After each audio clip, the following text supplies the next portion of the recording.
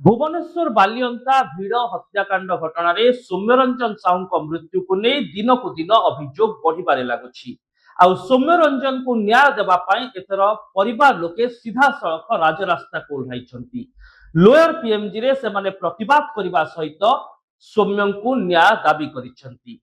तेबे दर्शक बंधु यह घटना कहीं एते विवादीय एवं वर्तमान सौम्य परिवार लोके कौन दाबी करुछंती से संपर्क में आउ किछि अपडेट आज रिपोर्ट रे मु आपनक सामने रखिबी। नमस्कार, न्यूज रूम को स्वागत करुछि मु अभिनव आशुतोष। कटक बारंग थाना को नहीं विवाद लगी रही बेले भुवनेश्वर बालिअंता सौम्यरंजन हत्या घटना रे मध्य विवाद थमिबार ना नेउनाही। प्रथमे भिड़ सौम्यरंजन को मारी देइथिबार अभियोग परवर्ती समय आईपीएस बा एडीजी तत्कालीन रही दयाल गंगवार को भूमिका एवं वर्तमान समय सौम्य को न्याय देवाई परिवार लोक राजरास्ता को ओह्लैबा पूरा घटना रे अनेक फर्द वर्तमान जोड़ी होइछि। एक हृदय विदारक घटनाक्रम संवेदनशील घटनाक्रम सौम्यरंजन को मां लोयर पीएमजी रे प्रतिवाद करिसेंती एवं निज कानी पते से सौम्य को न्याय दाबी करिसेंती। सर्वसम्मुख से सरकार हस्तक्षेप दाबी करने सहित आज कांदी कांदी कोहभरा चित्तरे निजर कानी पते सौम्यरंजन को न्याय भिक्षा करथिले तांको मां। आउ एही दृश्य सामना को आसीबा परे पुणी थरे सौम्यरंजन हत्या घटना को नहीं जो सब विवादीय दिग रही ताहा अनेक प्रश्न छिड़ा करुछि। प्रथम कथा हेउछि जदि भिड़ सौम्यरंजन को मारिछि जो कथा प्राथमिक अनुमान करा जाउछि एवं आखिरे जहा देखा जाउछि विजुअल रु सेही भिड़ को काबू करिबा पई बा भिड़र प्रत्येक अभियुक्त को ठाब करिबा पई वर्तमान क्राइम ब्रांच कसरत करुछि। प्रथमे कमिशनरेट पुलिस एही घटना को तदंत परिसरभुक्त करिथिला परे क्राइम ब्रांच ओही तदंत हस्तांतर करा जायछि। ए पर्यंत 17 जन अभियुक्त गिरफ हेले, मुख्य अभियुक्त गिरफ होई सारिछि। आहुरी 10 जन एभली व्यक्ति अछंती जो माने से दिन भिड़रे सामिल थिले एवं सौम्यरंजन को आक्रमण करिथिले सेमानंकु खोजिबाकू उद्यम करुछि पुलिस। किंतु क्राइम ब्रांच रे तदंत भितरे सबठारो बड़ दिग हैला एडीजी दयाल गंगवार को भूमिका। सौम्य परिवार लोकों अभियोग अनुसार सौम्य जीआरपी कांस्टेबल थिबा समय रे एडीजी दयाल गंगवार तांकु व्यक्तिगत काम रे नियोजित करुथिले, तांकु बॉडी मसाज पाई कहउथिले एवं जिम को मध्य जिबा पाई कहउथिले।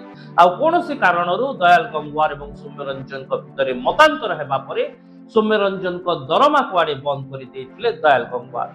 आउ ए अभियोग जेतेबेले अनेक हटचमट सृष्टि कला ठीक एतिकी बेले सरकार एडीजी दयाल गंगवार को तांको पदरु हटै दैछंती एवं तांको ओएसडी होम डिपार्टमेंट भाबरे दायित्व दैछंती। एहा परे स्वाभाविक भाबरे प्रश्न उठुची जे सतरे कोन सरकार दयाल गंगवार को विरोध रे प्राथमिक प्रमाण पाइछंती जोथि पई तांको एडीजी पदरु हटै दिया गला। तेबे ए दिगरे क्राइम ब्रांच रो तदंत सामना को आसु नाही। सेपटे क्राइम ब्रांच तदंत बा करिवो केमिति काहेकिना क्राइम ब्रांच रो जे तदंत अधिकारी बा आयो रहिथिबे से एडीजी पाहियार निज उपरिस्थ अधिकारी को प्रश्न करिबा पई दुस्साहस करिवे कि एभली स्थिति रे हुए तो एडीजी पाहियार तांको हटै दिया जाइछि किंतु आईपीएस ऑफिसर को क्राइम ब्रांच रो जने अधिकारी एभली तदंत परिसरभुक्त सतरे करि परिबे कि आ जदि बा तदंत परिसरभुक्त करंती तेबे क्षमता एवं प्रतिपत्ति आधार रे एही तदंत निरपेक्ष हेबो कि से नै प्रश्न उठुछि। आमे देखिचु जेतेबेले ओडिशा बाहरे विभिन्न घटनाक्रम रे निकट भितरे देखंतु तमिलनाडु कथा को जेतेबेले मिसकंडक्ट पई 3 जन आईपीएस को सस्पेंड करि देले मुख्यमंत्री विजय थलापति।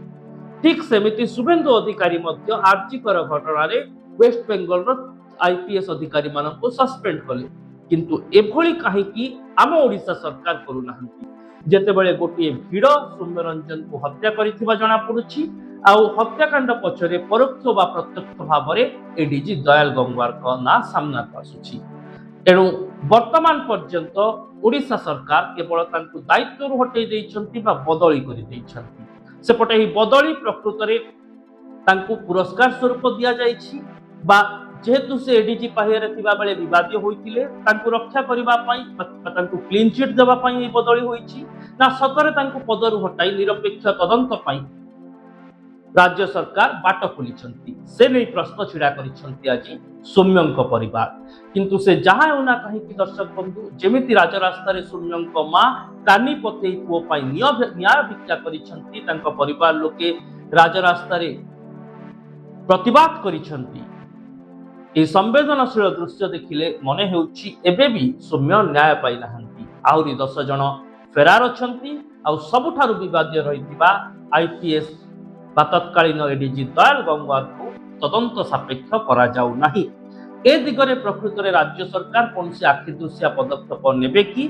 ना आईपीएस बाबूंको चापरे चेपा होइचिबो तदंत प्रक्रिया से नै प्रश्न उठुछि तेबे रिपोर्ट संपर्क में आपण निश्चित भाव में आपण मतामत दिंतु दर्शक बंधु यूट्यूब और फेसबुक रे आम चैनल को लाइक करंतु सब्सक्राइब करंतु वीडियो को शेयर करंतु कमेंट बॉक्स रे निजर मत लिखंतु आ ए रिपोर्ट ऊपर आपणकर टिप्पणी दिंतु रहुछि नमस्कार। भुवनेश्वर बालियंता भिड़ हत्याकांड घटना रे सौम्यरंजन साहू मृत्यु को नहीं दिन को दिन अभियोग बढ़िबारे लागुछि आउ सौम्यरंजन को न्याय देवा एथर परिवार लोके सीधा सड़क राजरास्ता को ओह्लाइछंती लोयर पीएमजी रे से माने प्रतिवाद करने सहित सौम्य को न्याय दाबी करिछंती तेबे दर्शक बंधु यही घटना कहीं एते विवादीय एवं वर्तमान सौम्य परिवार लोके कौन दाबी करुछंती से संपर्क में आउ किछि अपडेट आज रिपोर्ट रे मु आपनक सामने रखिबी। नमस्कार न्यूज रूम को स्वागत करुछि मु अभिनव आशुतोष।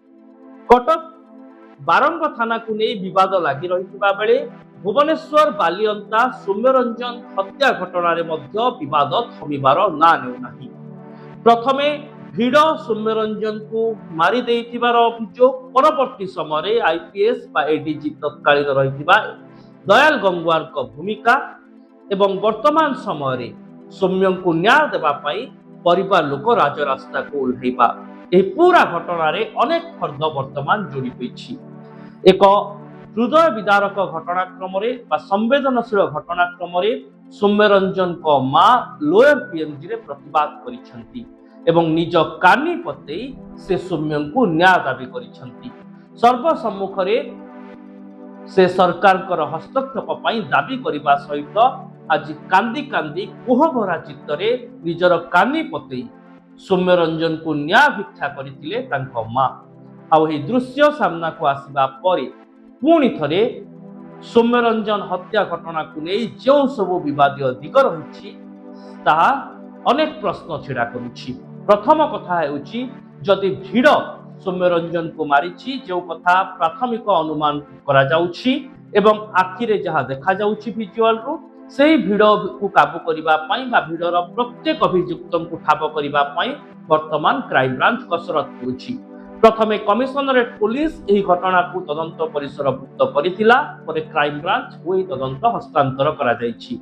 ए पर्यंत 17 जन अभियुक्त गिरफ हेले मुख्य अभियुक्त गिरफ होई सारिछि आहुरी 10 जन एभली व्यक्ति अछंती जो माने से दिन भिड़रे सामिल थिले एवं सौम्यरंजन को आक्रमण करथिले सेमानंकु खोजिबा को उद्यम करुछि पुलिस किंतु क्राइम ब्रांच रे तदंत भितरे सबठारो बड़ दिग हैला एडीजी दयाल गंगवार को भूमिका सौम्य परिवार लोकों अभियोग अनुसार सौम्य जीआरपी कांस्टेबल थिबा समय रे एडीजी दयाल गंगवार तांकु व्यक्तिगत काम रे नियोजित करुथिले तांकु बॉडी मसाज पाई कहउथिले एवं जिम को मध्य जिबा पाई कहउथिले आ कोनोसी कारणरू दयाल गंगवार एवं सौम्यरंजन को भितरे मतांतर हेबा परे सौम्यरंजन को दरमा कुआडे बंद कर देथिले दयाल गंगवार आउ ए अभियोग जेतेबेले अनेक हटचमट सृष्टि कला ठीक एतिकी बेले सरकार एडीजी दयाल गंगवार को तांको पदरु हटेई देइछंती एवं तांको ओएसटी होम डिपार्टमेंट भाबरे दायित्व देइछंती।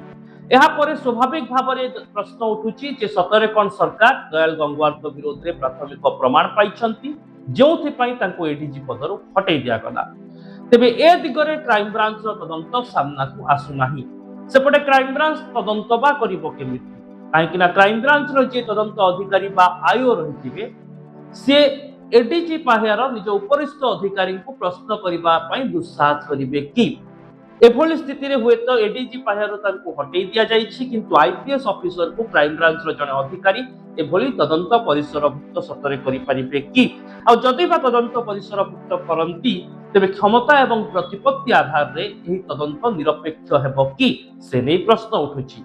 आमे देखिचु जेतेबेले ओडिशा बाहर विभिन्न घटनाक्रम निकट भितर देखंतु तमिलनाडु कथा को जेतेबेले मिसकंडक्ट पाई 3 जन आईपीएस को सस्पेंड करदेले मुख्यमंत्री विजय थलापति। ठीक सेमिति शुभेन्दु अधिकारी मध्य आर्जिकर घटना वेस्ट बेंगल आईपीएस अधिकारी मानक सस्पेंड कले, किंतु एभली कहीं आम ओडिशा सरकार करूनाहांती। जेतेबेले गोटे भिड़ सौम्यरंजन को हत्या करिथिबा जणा पडुछि आउ हत्याकांड पछरे परोक्ष वा प्रत्यक्ष भाव में एडीजी दयाल गंगवार का ना सामना को आसुछि। तेणु वर्तमान पर्यंत ओडिशा सरकार केवल तांकु दायित्व हटै दैछंती बा बदली करि दैछंती। सेपटे ही बदली प्रकृत रे तांकु पुरस्कार स्वरूप दिया जाइछि बा जेहेतु से एडीजी पाहिरे थिबा बेले विवादित होइतिले तांकु रक्षा करिबा पई तांकु क्लीन चिट देबा पई बदली होइछि ना सतरे तांकु पदरु हटाई निरपेक्ष तदंत पई राज्य सरकार बाट खोली से नहीं प्रश्न छिड़ा करिसेंती आज सौम्यंक परिवार। किंतु से जहां होना कहीं दर्शक बंधु जेमिति राजरास्ता रे सौम्यंक मां कानी पते पुओ पाई न्याय भिक्षा करिसेंती तांको परिवार लोके राजरास्ता रे प्रतिवाद करिसेंती। ए संवेदनशील दृश्य देखिले मने हेउछि एबे भी सौम्य न्याय पाई नाहंती। आउरी 10 जन फेरार अछंती आ सबुठारु विवादित रहितिबा आईपीएस तत्कालीन एडीजी दयाल गंगवार को तदंत सापेक्ष करा जाऊ नाही। ए दिगरे प्रकृत रे राज्य सरकार कौन से आखिदृशिया पदक्षेप नेबे कि ना आईपीएस बाबू चापरे चेपा होइचिबो तदंत प्रक्रिया से नहीं प्रश्न उठुछि। तेबे रिपोर्ट संपर्क में आपण निश्चित भाव में आपण मतामत दियंतु दर्शक बंधु। यूट्यूब और फेसबुक रे आम चैनल को लाइक करंतु, सब्सक्राइब करंतु, वीडियो को शेयर करंतु, कमेंट बॉक्स रे निजर मत लिखंतु आउ ए रिपोर्ट उपरे आपणकर टिप्पणी दियंतु। रहुछि नमस्कार। भुवनेश्वर बालियंता भिड़ हत्याकांड घटना रे सौम्यरंजन साहू मृत्यु को नहीं दिन को दिन अभियोग बढ़िबारे लागुछि। आउ सौम्यरंजन को न्याय देबा पाई एथर परिवार लोके सीधा सड़क राजरास्ता को ओह्लाइछंती।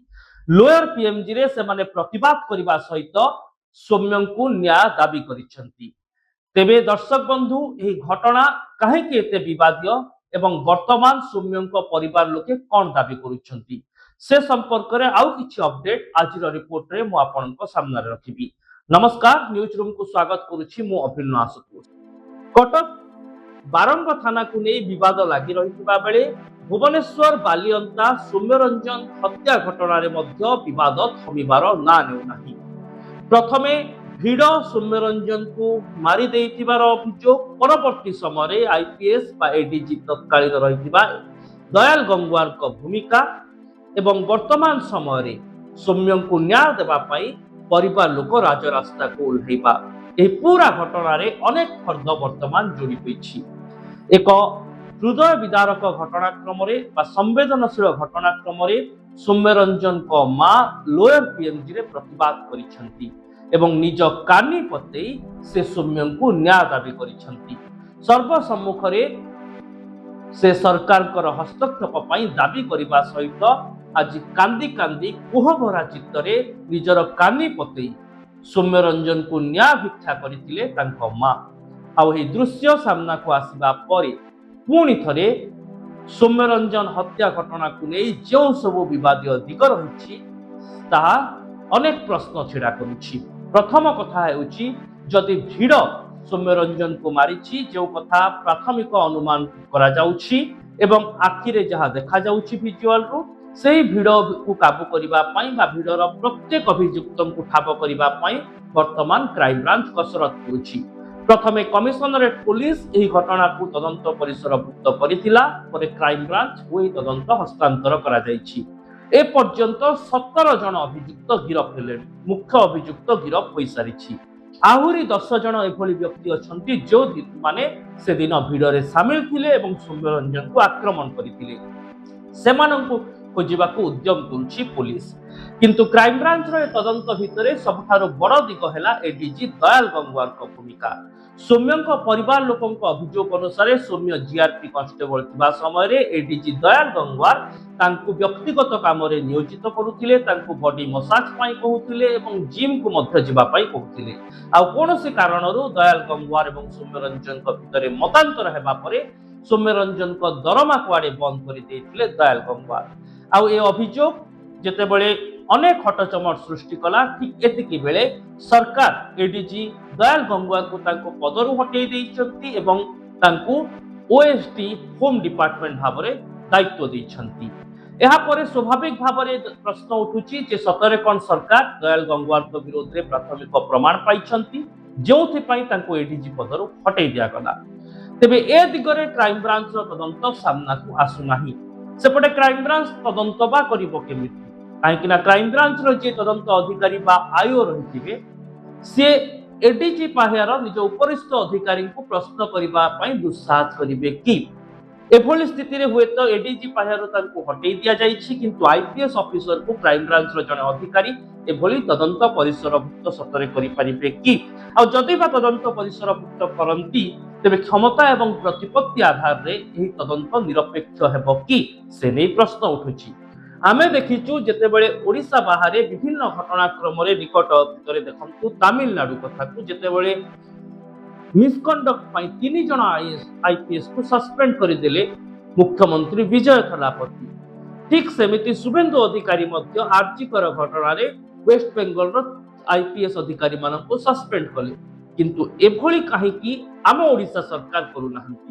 ଯେତେବେଳେ ଗୋଟିଏ ଭିଡ଼ ସୌମ୍ୟରଞ୍ଜନକୁ ହତ୍ୟା କରିଥିବା ଜଣାପଡୁଛି ଆଉ ହତ୍ୟାକାଣ୍ଡ ପଛରେ ପରୋକ୍ଷ ବା ପ୍ରତ୍ୟକ୍ଷ ଭାବରେ ଏଡିଜି ଦୟାଲ ଗଙ୍ଗୁଆରଙ୍କ ନାଁ ସାମ୍ନାକୁ ଆସୁଛି।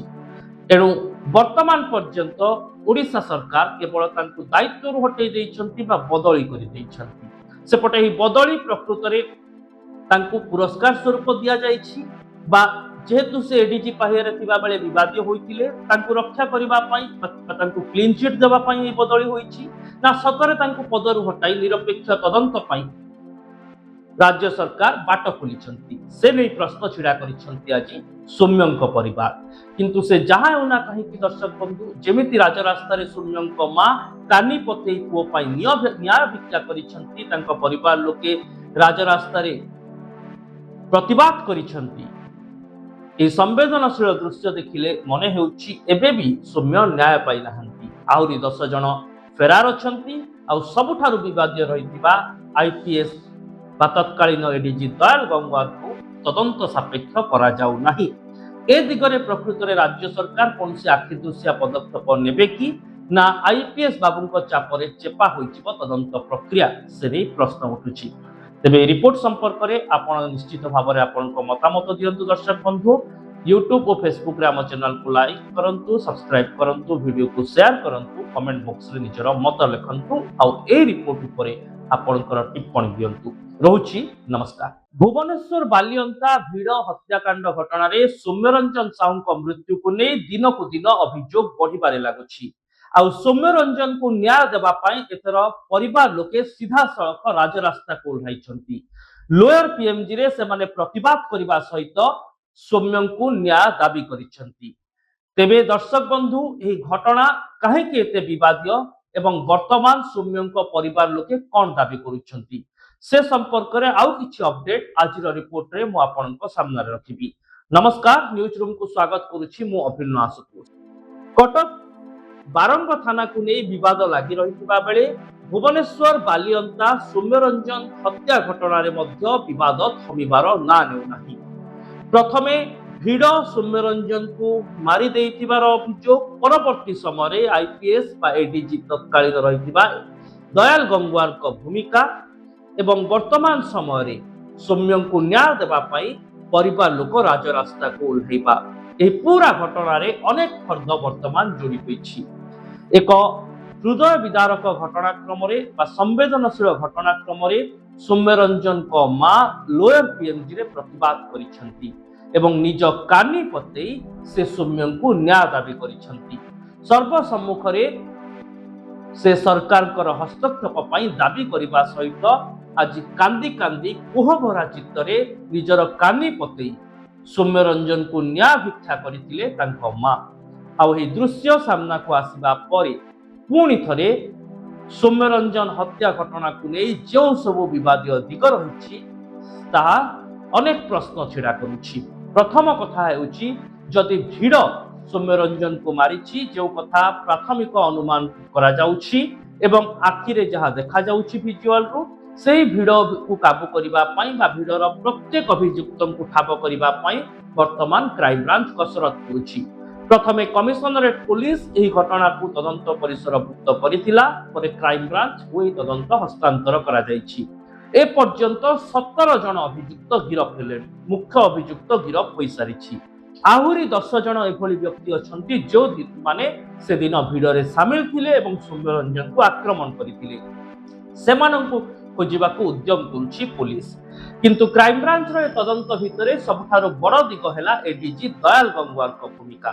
सौम्यंक परिवार लोकंक अभियोग अनुसार सौम्य जीआरपी कांस्टेबल थिबा समय रे एडीजी दयाल गंगवार तांकु व्यक्तिगत काम रे नियोजित करुथिले, तांकु बॉडी मसाज पई कहउथिले एवं जिम को मध्य जिबा पई कहउथिले। आ कोनोसी कारणरू दयाल गंगवार एवं सौम्यरंजन को भितरे मतांतर हेबा परे सौम्यरंजन को दरमा कुआडे बंद कर देथिले दयाल गंगवार। आउ ए अभियोग जेतेबेले अनेक हटचमट सृष्टि कला, ठीक एतिकी बेले सरकार एडीजी दयाल गंगवार को तांको पदरु हटेई देइछंती एवं तांको ओएसटी होम डिपार्टमेंट भाबरे दायित्व देइछंती। एहा परे स्वाभाविक भाबरे प्रश्न उठुची जे सतरे कोन सरकार दयाल गंगवार को विरोध रे प्राथमिक प्रमाण पाइछंती जेउथि पई तांको एडीजी पदरु हटेई दिया गला। तेबे ए दिगरे क्राइम ब्रांच तदंत सामना को आसु नाही। सेपटे क्राइम ब्रांच तदंत बा करिबो केमिति, काहेकि ना क्राइम ब्रांच रो जे तदंत अधिकारी बा आयो रहिथिबे से एडीजी पाहेर निज उपरिस्थ अधिकारी को प्रश्न करिबा पई दुस्साहस करिवे कि एभली स्थिति रे हुए तो एडीजी पाहेर तांको हटेई दिया जाइछि, किंतु आईपीएस ऑफिसर को क्राइम ब्रांच रो जने अधिकारी एभली तदंत परिसरभुक्त सतरे करि परिबे कि आ जदि बा तदंत परिसरभुक्त करंती तेबे क्षमता एवं प्रतिपत्ति आधार रे एही तदंत निरपेक्ष हेबो कि से नै प्रश्न उठुछि। आमे देखिचु जेतेबेले ओडिसा बाहरे विभिन्न घटनाक्रम रे निकट भितरे देखंतु तमिलनाडु कथा को जेतेबेले मिसकंडक्ट पाई 3 जन आईपीएस को सस्पेंड कर देले मुख्यमंत्री विजय थलापति। ठीक सेमिति शुभेंदु अधिकारी मध्य आर्थिकर घटना रे वेस्ट बेंगल रो आईपीएस अधिकारी मान को सस्पेंड कले, किंतु एभली काहे कि आम ओडिसा सरकार करू नाहंती। जेतेबेले गोटिए भिड़ सौम्यरंजन को हत्या करिथिबा जणा पडुछि, आउ हत्याकांड पछरे परोक्ष बा प्रत्यक्ष भाबरे एडीजी दयाल गंगवार का ना सामना को आसुछि। एणु वर्तमान पर्यंत ओडिशा सरकार केवल तांकु दायित्व हटेई देइछंती बा बदली करि देइछंती। सेपटे ही बदली प्रकृत रे तांकु पुरस्कार स्वरूप दिया जाइछि बा जेहेतु से एडीजी पाहिरे थिबा बेले विवादित होइतिले तांकु रक्षा करिबा पई तांकु क्लीन चिट देबा पई ए बदली होइछि ना सतरे तांकु पदरु हटाई निरपेक्ष तदंत पई राज्य सरकार बाट खोलिछंती। से नै प्रश्न छिड़ा करिछंती आजि सौम्यंक परिवार। किंतु से जहां होना कहीं कि दर्शक बंधु जेमिति राजरास्ता रे सौम्यंक मां कानी पतेई पुओ पई न्याय भिक्षा करिछंती, तांको परिवार लोके राजरास्ता रे प्रतिवाद करिछंती। ए संवेदनशील दृश्य देखिले मने हेउछि एबे भी सौम्य न्याय पाई नाहंती। आहुरी 10 जन फेरार अछंती। आ सबुठारु विवादित रहितिबा आईपीएस बा तत्कालीन एडीजी दयाल गंगवार को तदंत सापेक्ष करा जाउ नाही। ए दिगरे प्रकृत रे राज्य सरकार कोनसी आखिदृश्य पदक्षेप नेबे कि ना आईपीएस बाबूंक चापरे चेपा होइचिबो तदंत प्रक्रिया, से नै प्रश्न उठुछि। तेबे रिपोर्ट संपर्क रे आपण निश्चित भाबरे आपनक मतामत दियंतु दर्शक बंधु। यूट्यूब और फेसबुक रे हम चैनल को लाइक करंतु, सब्सक्राइब करंतु, वीडियो को शेयर करंतु, कमेंट बॉक्स रे निजर मत लिखंतु। आ ए रिपोर्ट उपरे आपनकर टिप्पणी दियंतु। रहुछि नमस्कार।